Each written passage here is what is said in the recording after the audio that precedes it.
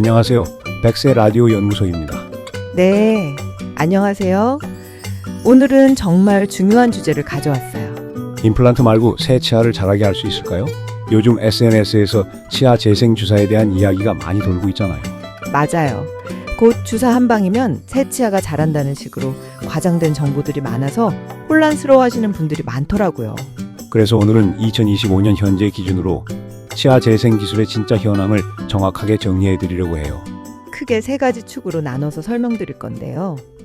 첫째, 일본에서 화제가 된 약물 기반 전체 치아 재성장 기술. 둘째, 대학병원에서 연구 중인 치아 내부 재생 치료. 셋째, 실제 임상에서 사용되는 범랑질과 치주 조직 재생 기술입니다. 각각 어디까지 왔는지, 뭐가 현실이고 뭐가 과장인지 명확하게 짚어보겠습니다. 먼저 가장 화제가 된 일본의 치아 재생 기술부터 알아볼까요? 네, 이 기술의 핵심 개념부터 설명드리겠습니다.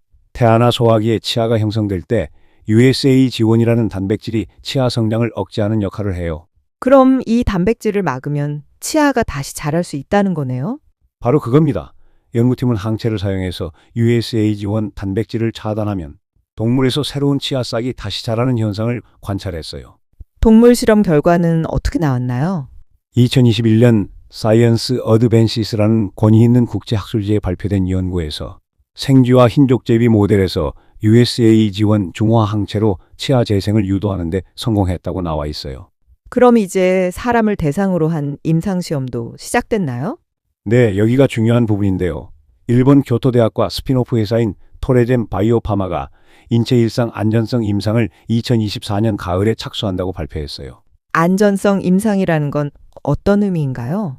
아직 효과를 확인하는 단계가 아니라 사람에게 투여했을 때 부작용이 없는지를 확인하는 첫 번째 단계예요. TR-035라는 이름의 USAG, 지원 항체 약물을 사용한다고 알려져 있습니다. 그럼 언제쯤 실제로 치료받을 수 있을까요? 관련 투자 보도 자료에서는 성공할 경우 2030년대 초반을 상용화 목표로 언급했어요. 하지만 여기서 중요한 점을 강조해야 할 것 같아요. 어떤 점인가요? 사람에서 치아가 자랐다는 확정 결과는 아직 없다는 거예요. 현재는 안전성 확인 중이고 대상도 우선 선천성 치아 결손 환자부터 시작할 예정이에요. 그러니까 일반인들이 충치 때문에 빠진 치아를 다시 자라게 하는 건 더 나중 이야기라는 거네요. 정확합니다. 기대는 크지만 시간이 상당히 필요한 상황이에요. 그럼 현재 치과에서 실제로 하고 있는 치아 재생 치료도 있나요? 일반 치과에서 널리 시행되는 건 아니고 대학병원 소아치과에서 연구 목적으로 시도되고 있는 재생근관 치료라는 REPS 치료법이 있습니다. 어떤 치료인가요? 감염으로 신경이 괴사했지만 치근이 덜 자란 어린이의 영구치에서 멸균과 자극을 통해 혈관과 줄기세포가 다시 들어가도록 유도해서 통증 해소와 치근 성장을 기대하는 치료예요. 어디서 받을 수 있나요? 현재는 서울대학교 치과병원 같은 대학병원 소아치과에서 특정한 경우에만 시행되고 있어요.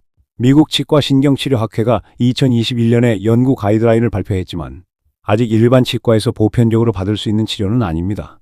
그럼 이 치료로는 새 치아가 통째로 자라나요? 아니에요. 새 치아가 통째로 자라는 게 아니라 손상된 치아 내부 조직의 재혈관화, 감각 회복, 치근벽 성장 등을 목표로 해요. 치아를 살리는 치료지 새로 만드는 건 아닙니다. 그러니까 아직은 연구 단계에 가깝다는 거네요? 맞습니다. 10대 초반 환자의 매우 특정한 경우에만 적용 가능하고 일반 성인이 받을 수 있는 치료는 아니에요. 치아 겉면이나 잇몸 쪽 재생은 어떤가요?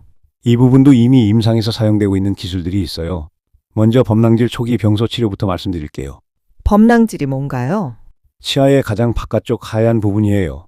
여기에 초기 충치가 생겼을 때 P114라는 자가조리 펩타이드를 사용해서 범랑질, 무기질, 재침착을 돕는 치료가 있어요.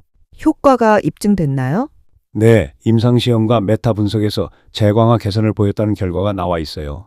드릴로 삭제하지 않고 초기 병변을 관리할 때 불소와 병용하면 우수했다는 무작위 대조 연구 근거가 있습니다.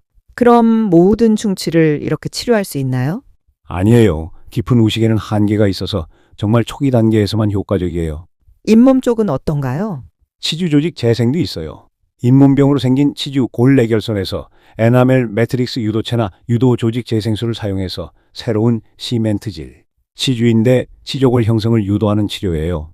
이것도 효과가 있나요? 인체 연구와 체계적 문헌 고찰에서 근거가 축적되고 있어요. 다만 효과 크기는 병소 형태나 수술 설계에 따라 달라진다고 알려져 있습니다.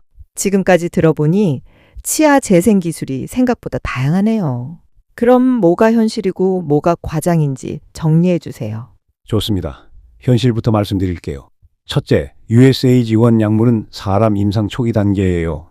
성공해도 우선 선천성 결손 환자부터 적용되고 일반 치료는 수년 뒤 이야기입니다. 둘째는요? 내부 재생 치료는 이미 임상에서 적용 중이에요. 물론 특정 적응증에서만 가능하지만 현실에서 받을 수 있는 치료입니다. 셋째는? 범낭질 초기 재생이나 치주 재생은 범위가 제한적이지만 실제 근거가 있는 치료들이에요.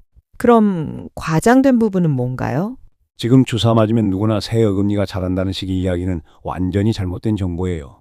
아직 임상시험 중이고 결과와 허가, 적응증이 모두 확인되어야 합니다.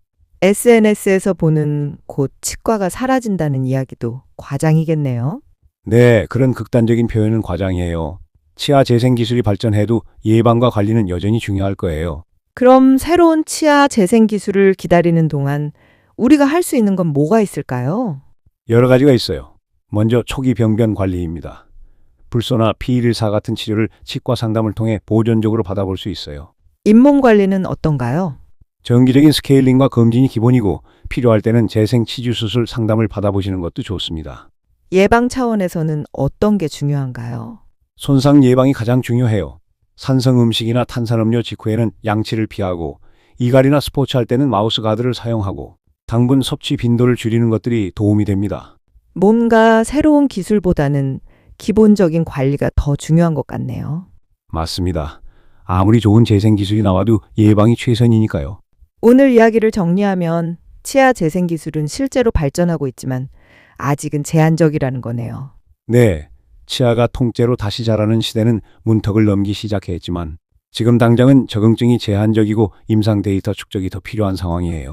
과장된 정보에 현혹되지 마시고 치과 전문의와 상담을 통해 현재 가능한 최선의 치료를 받으시기 바랍니다. 혹시 통증이나 부기, 출혈 등의 증상이 있거나 치료나 약물 복용 중이시라면 반드시 치과 전문의 상담을 먼저 받으시기 바랍니다.